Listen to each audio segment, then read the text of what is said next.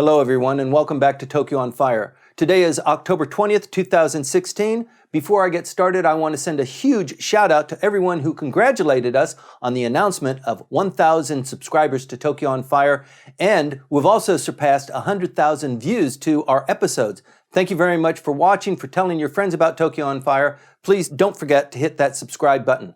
Today I'd like to talk about elections that are going on. This isn't quite an election season, but there was an election for governor just this last week. The LDP did not do very well. We've got two more elections coming up on Sunday for House of Representatives seats. Michael, this is bubbling up. It doesn't look so hot for the LDP, does it? It looks pretty bad for the LDP, and I'd like to say thank you to the viewers also for getting us over 1,000 subscribers. That's really amazing. Thank you. Yeah, but in terms of this past week's election, the one on Sunday in Niigata governorship, the Niigata prefectural governorship, that was something that the LDP and Mr. Abe and the administration pushed hard, and they didn't make it. They thought they had a shoe-in. They thought they had a shoe-in. They had a construction ministry bureaucrat, former construction ministry bureaucrat, in a prefecture where the construction industry has been traditionally very strong during the time. It was the province, the area of Kakue Tanaka, who really made the construction state. But he was challenged by an anti-nuclear candidate who had previously been a multiple electoral failure, but in the atmosphere that currently exists, he was able to take that anti-nuclear stance and extend it because he was jointly supported by the Communist Party and the Socialists and the Liberals. This new electoral alliance of opposition is racking up some really serious gains. Let's put this into context for viewers who are not quite familiar with how things are spread out in Japan. So Niigata, kind of, people would say, Niigata, who cares? Niigata is two prefectures over. It's closer towards Korea. It's on the Japan sea side of the island. And who cares about Niigata? But really the salient point there is it has the largest nuclear facility in the world, doesn't it? It does. It has the Kashiwazaki Kariwa site there, which has 7 nuclear reactors. They've all been out of commission because there was a major earthquake in Niigata Prefecture in 2007, which knocked a whole bunch of things out of alignment, knocked over some cranes into the pools. It was a mess. Mm-hmm. Now, they've cleaned that up, but because of the anti-nuclear atmosphere that exists, they have been asking, the local officials, local administrations have been asking for an extra level of preparedness.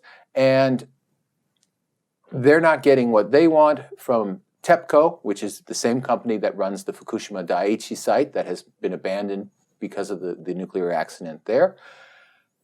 They are not getting what they want.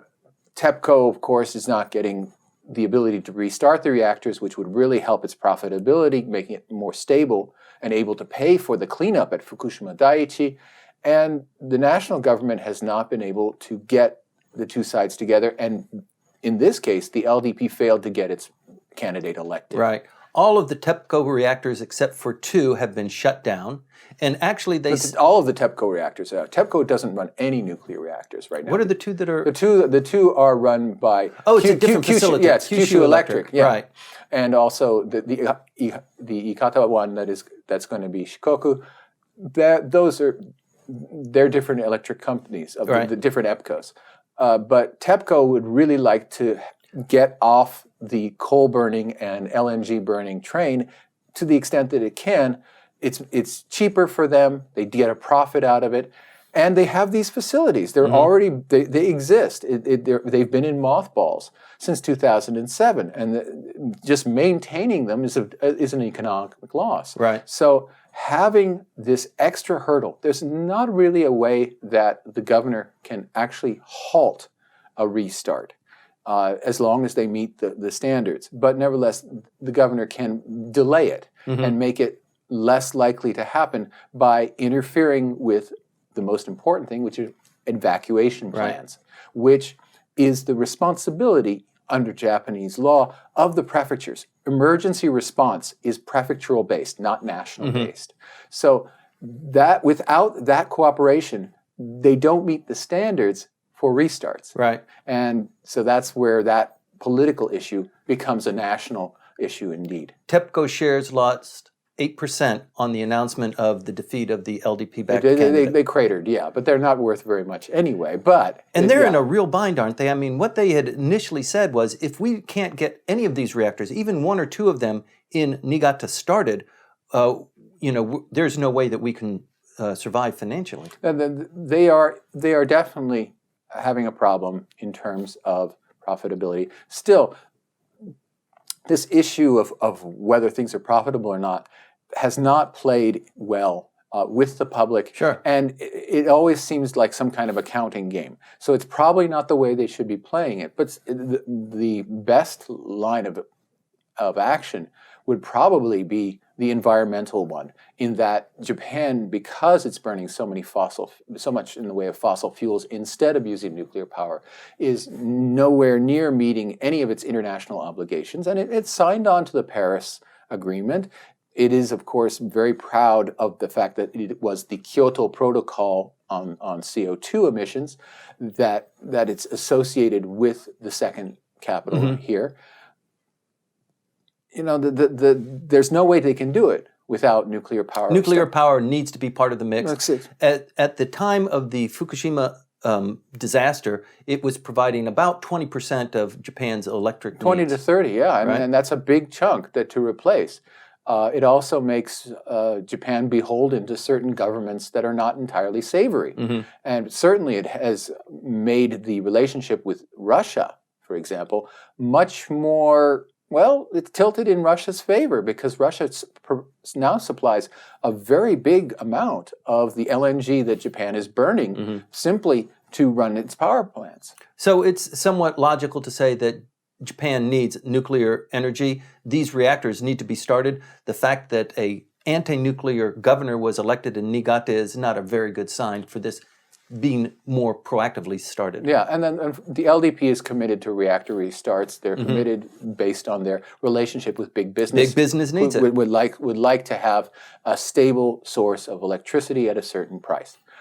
Now that's for Niigata. That was this last week. What we have coming up this weekend in 3 days are the by-elections. Now, normally it's a done deal. It's easy. We have a Koike-san here, Governor Koike, who moved out of her district to run for the governorship.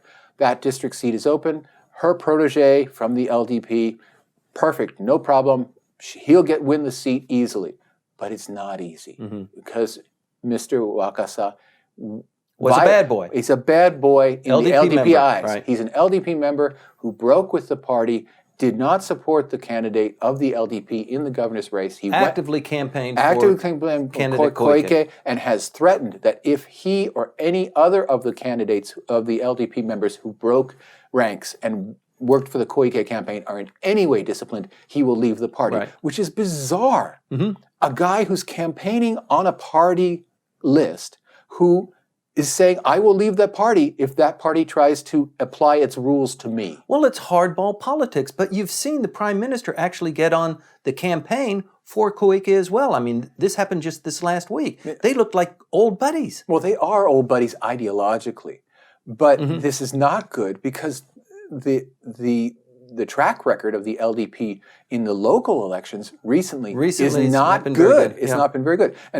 And we have the same kind of ill discipline and a lack of control in the Fukuoka race, where two LDP candidates presented themselves, one from the local LDP chapter and one from the national, a legacy inheritor seat candidate.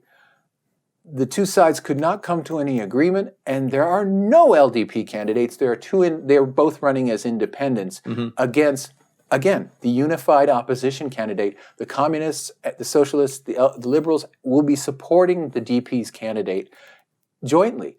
That's not good politics, and it certainly reflects upon Mr. Abe's choice. In this cabinet reshuffle and the secretariat reshuffle, he put his own person, Keiji Furuya, who has really no talent other than being a sycophant to the Abe family. That man is put in charge of elections, and he should have been able to have a single, unified, loyal LDP candidate in these two elections, and he was not able to do in either case. And that's going to hurt the prime minister if either of these candidates goes down. Right. So if either of them goes down this weekend, we're going to know that answer. The prime minister will probably be more likely to reshuffle his cabinet just so that he can clean the shop. Oh, that's the other thing, is that the cabinet itself is divided. We had that problem in the House of Councillors election, as you pointed out in a previous broadcast, where Mr. Aso, the finance minister, and Mr. Suga, the chief cabinet secretary, were supporting different LDP candidates in the case of the House. Huge distraction. A huge distraction. And in this case, the two non-LDP candidates in Fukuoka are supported each by that same split in the cabinet. Now, the one thing that has been really, really impressive about the Abe administration is its discipline, its ability to execute, and its unity.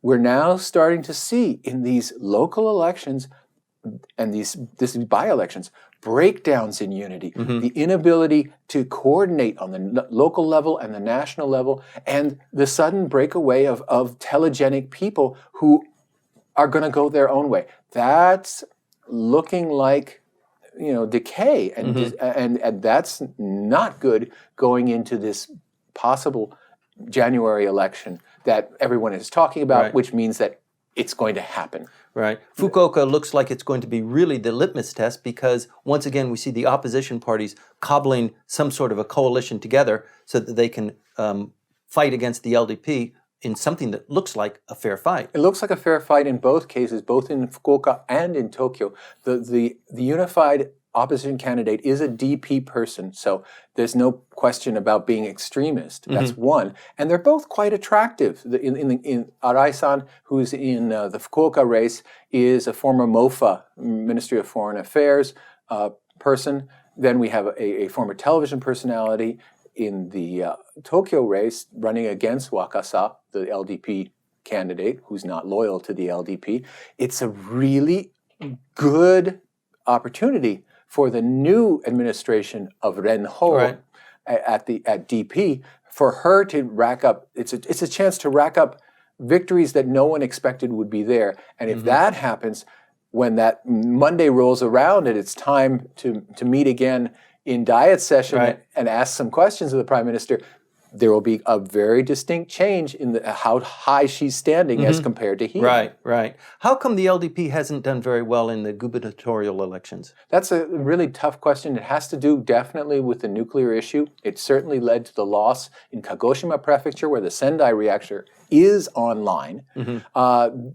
That election was definitely affected by this allergy that's developed. And the allergy is not based upon really a rational assessment. You would think now, okay, they lived for all these decades with these nuclear power plants under much less stringent regulation, under what was basically a cheerleading section for the nuclear industry rather than a regulator. Well, some would call it a bamboozle. It was a bamboozle, but now they've put in all kinds of new safety requirements, and many of the old reactors are simply not going to ever make it in terms of being cleared for reactivity. They're just going to be put out to pasture because it's not possible to bring them up to the new codes. But the government has not been able to sell that, to say, look, we've got a new deal. Okay, the old deal was bad. For some reason, when they start talking about the past, they freeze up. And they have to be honest about the past, or else we're going to have what we have now. We have 2 reactors online. That's it. Now, of course, the ones at Fukushima Daiichi will never be put back. They're all gone, those 6 reactors. But still, we have over 30 reactors that could be put online, which they should be, because they will be up to an even higher level of safety than they were before. And it wasn't bad. It turned out it took a once-in-a-thousand-year event to knock these things offline. If they're even better protected now, the rational answer would be, okay, and we'll let them operate for the rest of their lifetimes. During that lifetime, there's probably not going to be anything on the scale of the Great Eastern Earthquake. Before we wrap this episode up, Michael, the Prime Minister is enjoying just a little bit of a blip in popularity. Well, he's got very good polling numbers in all of the polls. And certainly if you compare it to someone like Koizumi, because Mr. Abe has been in office so long, he's now can only be compared to persons who were in for many, many years, the greats of Japanese politics. When you look at Koizumi's popularity at this stage in his prime ministership, it's below Abe's. So, and Abe's has been so stable and he's not had any of the ups and downs that any prime minister before him has gone through, at least during this time period when public opinion mattered. It's really astonishing, and it's a testament to his patience and his capacity to time things that he has not pushed any issue, even the security in the security legislation. There was only a slight drop in cabinet popularity in that. They've been managing the calendar, managing their emotions, and not giving people something to get absolutely livid about the way that so many prime ministers in the past did. Well, we'll be talking about some of those things that anger the population. We're going to continue to follow this. These two elections coming up in 3 days predict for us what's going to be happening before the end of the year. They're very important, so please stay tuned.